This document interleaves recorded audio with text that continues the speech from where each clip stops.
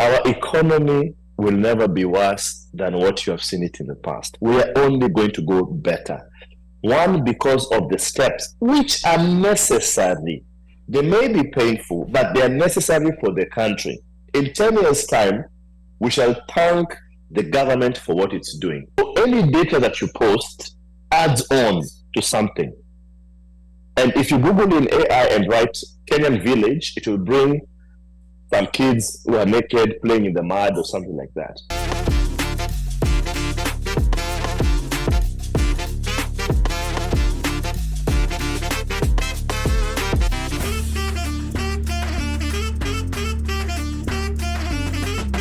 Wow. Okay. Now, there was a question that had come earlier, and thank you so much for reminding Kenyans to, like especially on things that you're posting out in public spaces where anyone in the world can come and see. Be mindful that these images may give someone an impression of this is how Kenya is. It may make someone change their mind if they wanted to visit Kenya.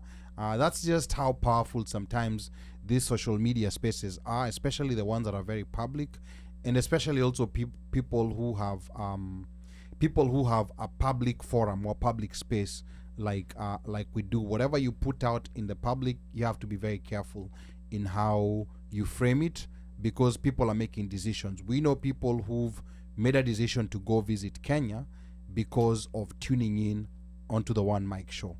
We have people who've done that, and we don't know the silent ones who are just doing it silently. So it's very important to do that. Ali, yeah. Let me help you with something, a conversation about that. Yeah. Most of the AI generated information is based on an algorithm of what they have online. Remember, anytime you post a video, you're adding on to the data available for machines worldwide. So any data that you post adds on to something. And if you Google in AI and write Kenyan village, it will bring some kids who are naked playing in the mud or something like that. Because the AI has been fed with different information. If you Google a picture and say OneMicShow, what comes up according to the algorithm of Google is determined by the number of interactions that you have. So we cannot be on one side, we're very busy hating on the country, and then on one side, we are hoping that the country actually makes it. Okay. Is there anything that you feel like you have not achieved in that period that you had expected to achieve, but you feel like you've not achieved in that short period that you've been around? Well, one of the things that I really wanted to focus on is the whole aspect of, can we be able to bring all our strengths together as a people? Are we able to bring our strengths together? I mean, how many Kenyans do we have who work in tech?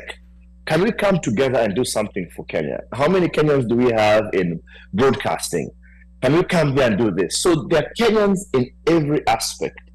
I really wish that we would have been able to bring people together and then harness the potential in every group that we have. That for me, I felt I wasn't able to fully do it. I did it, but I wanted more. I want, for example, nursing. We're the backbone of nursing in this country. Are we able to get these nurses to create some sort of school or course or whatever which can support nursing back home? Are we able to train caregivers in Kenya so that they can take care of our grandmothers, our grandfathers, our aunties who are sick everywhere? Are we able to do all these things whereby we bring together the strengths that we have? Number two, are we able as a community to put together our energies to support the Kenyans who are struggling in different places? I know we have some Kenyans who have fallen on hard times.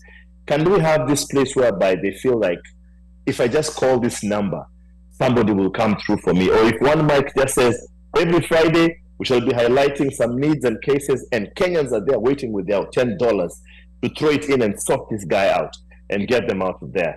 Are we able to know how many professors do we have who are sitting in big positions which determine scholarships which are being given to Kenyans? Do we have Kenyans who are serving governments, county governments and city governments, who together can tell us, oh, by the way, guys, there's an opportunity in Sacramento, and my governor wants to meet 1, 2, 3, and Ted shows up and says, okay, next week I'm going to bring 2,000 people, and we're able to do that. So those are the things that I'd hoped we would for the creative economy. I've been to the mountaintop, and I think I have seen what we need to do. And going to Kenya, I want to assure you that we are coming, and we are coming strong to this country. Okay, all right. Very, very poignant points. And Nelson Plays on YouTube says, Big Ted, we will miss you at the Toyoyo tournament in KC this year.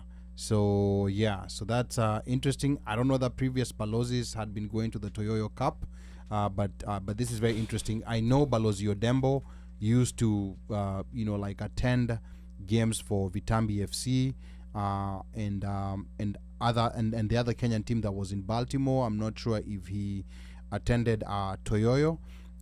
So that's also very interesting. And then Pablo here says, thank you, Balozi, for fighting misinformation, half-truths, and fake news. Want to remind the listeners that you're tuned into the One Mic Show, and I'm your host and producer, Ali Badawi. We are here with outgoing LA Consul General Thomas Kwakwa, aka Big Ted, who has served in this position since 2022. He was once a mogul on the Kenyan entertainment scene, and he's here tonight on his last interview prior to leaving office. Our lines are open. Let me help you. One of the things I like about the last question is about misinformation. Now, misinformation is a big, big problem in the world right now, especially with the onset of social media. Yeah. And let me assure you, one of the things I will not allow in any conversation, I don't care if it's 1 million people against me, I'm not doing it to win, I'm doing it to inform people. There is no way people will come and post falsehoods about our country, and I'm just sitting there, I'm like, listen, that's a simple thing, you can Google it and check it out. You know, Kenya is the 4th largest economy in Africa. Check it out. Kenya has a bigger economy than anybody else. I mean, when us guys are doing about 175 billion, the next country is doing about 75. So where will they get this 100 billion from? You know? So let's be serious with the things that are going on, but also look at the magnanimity of our economy as a whole. You see, you just don't grow just overnight. It takes time for you to grow. And I want to assure you guys one thing.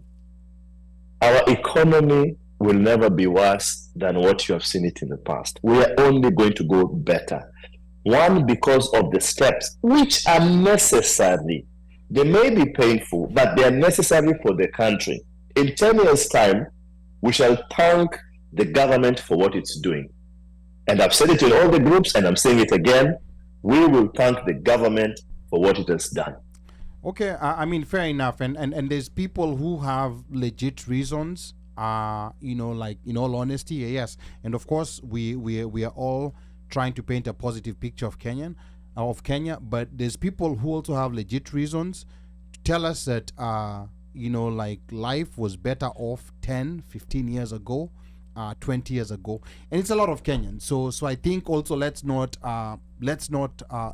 lose that, because there's also people who are hurting. But then again, of course, there's also a lot of positive steps being taken towards alleviating these situations.